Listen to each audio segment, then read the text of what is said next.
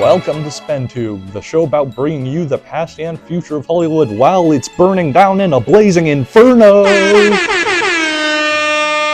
By very popular demand, I am back. Are you excited as I am, Spen-Tube? No. Too bad! For this episode, I will be diving into topics that I've covered the past year, and also giving my reviews on them. So first, let's look at some news updates for movies that still haven't come out yet. Well, you guys, we're getting GTA 6 before Shrek 5. It's come to our attention that Shrek 5 has been delayed to June of 2027. There's a multitude of reasons this could be, but I think the most possible reason is because, well, the character designs. If you don't already know, and I'm shocked if you haven't, but if you don't already know, the internet bullied Paramount into fixing the ugly design of Sonic from its first trailer. Now, this was a highly unprecedented decision that kinda gave the internet a sense of entitlement that anything could get this treatment. In fact, even the official Sonic movie TikTok made fun of the new Shrek design like this. Animation takes a long time, and it's incredibly expensive. Now, before this delay was announced, I believe that an animated movie with a fully rendered first teaser trailer had no chance of ever being quote-unquote fixed. But this delay certainly made it possible. Shrek 5 is seriously going to be one of the biggest animated movies in recent times, only rivaled by Beyond the Spider-Verse, which is coming out the same month, by the way. So, I'm sure it is important to DreamWorks that they get this movie right. On the topic of Spider-Verse, it got delayed by 1 week. Are they behind on laundry or something? Not really sure what a 1 week delay will do to this movie's benefit. I don't know what goes into these movies on a week-to-week basis, so I can't really be the judge of that. If they need it, sure thing. It's already taking 4 years since the last movie, so might as well. What's another week? Finally, Coyote vs. Acme now has a release date. It is now set to release August 28th, 2026.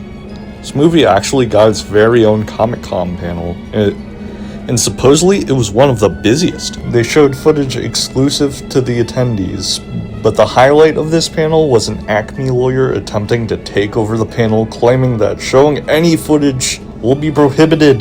The Acme Corporation, you do not have permission to share information or footage from this anti-Acme film. Please leave the stage. This was a movie almost completely thrown away by Warner Bros. Before Ketchup Entertainment bought the rights to this movie.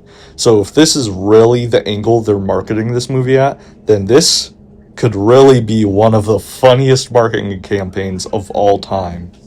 I'm so excited for this movie. Well, that's your news updates on those movies that haven't come out yet. But, of course, there have been movies that have come out. So, over the summer, I went and saw 2 movies, and I watched 1 at home. So, let's see how they turned out. Starting with a movie about shoes. So, Sneaks isn't as bad as I thought it was gonna be. Is it a good movie? Not in the slightest.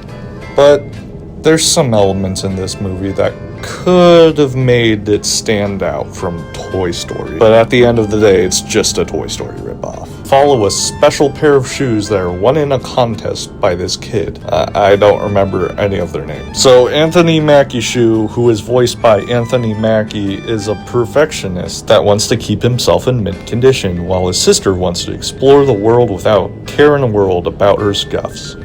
This could be an interesting dynamic, but the shoes are immediately, and I mean immediately, separated when they're stolen by the collector. Now in New York, the punishment for both breaking and entering and theft is about 5 years in prison.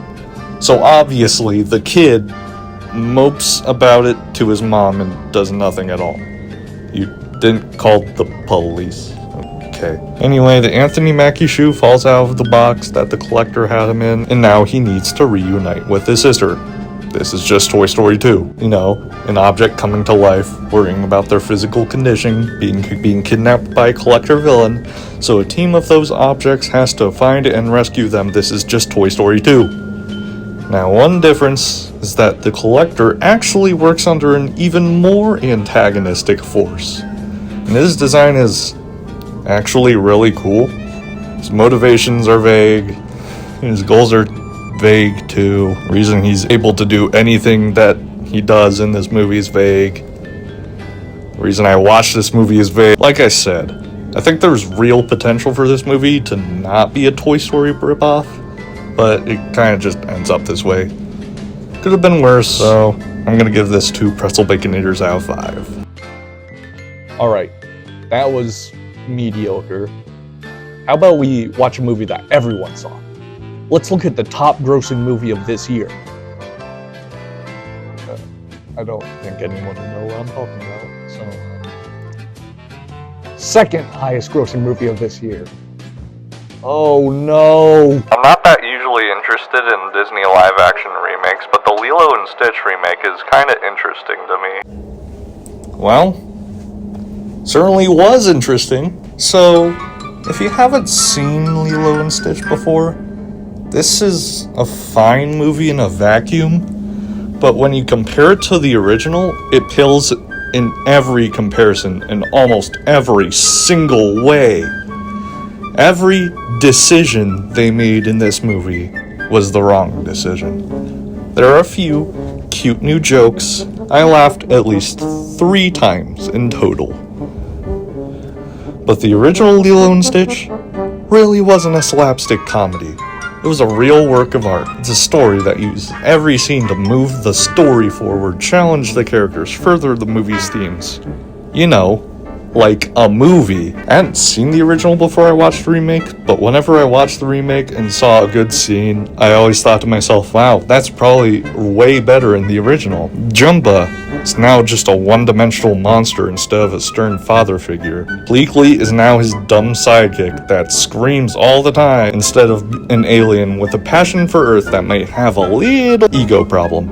Bubbles isn't even in this movie a lot because most of his scenes are replaced by this other lady that they added because Bubbles being both a social service worker and CIA agent wasn't realistic, and yet they have a 4-eyed monster with a portal gun wrecking a Hawaiian home. You know, from the trailers, I had hoped that this would be more than just a lazy repeat of the first movie with worse visuals, but it's even worse than that. With all that, this movie gets 1 pretzel baconator. Watch out, Stitch. You crashed. I need a superhero to save me from all this trash! Oh, Superman! Oh, Superman, thank you. Superman is, well, super. Say that again? It's like a direct response to those saying he's a boring character. James Gunn just seems to understand Superman on such a deep level, and it's kind of incredible. If you don't like Superman, this movie will change your mind. It's funny, has amazing action. It just makes you feel so good and hopeful about the world, which is exactly what Superman stands for. Not much more to say about this movie except that the future of DC is going to be bright. 5 pretzel baconators. It's the end of the video, but it's not the end of Spen-Tube. It's only really the beginning. If you visit this website, you'll find me and the rest of my content forever.